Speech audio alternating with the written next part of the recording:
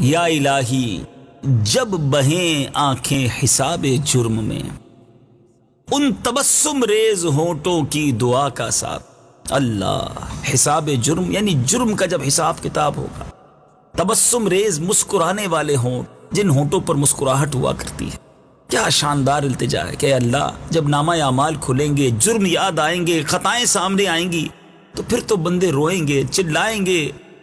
اب وہاں عیب پر ندامت تو بڑی ہوگی، مگر اب پچھتانے سے کچھ نہیں ہوگا، کیونکہ اعمال کا وقت تو ختم ہو گیا۔ بہت خوف بھی آئے گا، بہت ندامت بھی ہوگی کہ یہ سب کیوں کیا، آج سب کے سامنے کیسے پڑھ کے سناؤں گا۔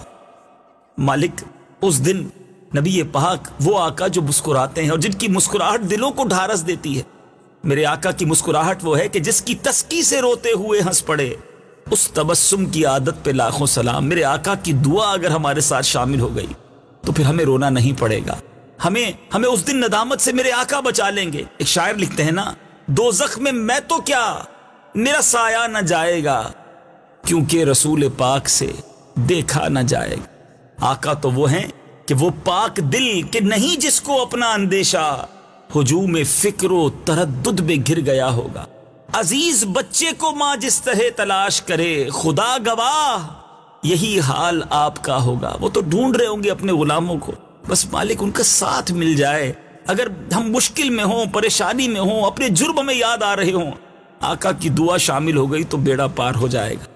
یا الہی جب بہیں آنکھیں حساب جرم میں، ان تبسم ریز ہونٹوں کی دعا کا ساتھ ہو۔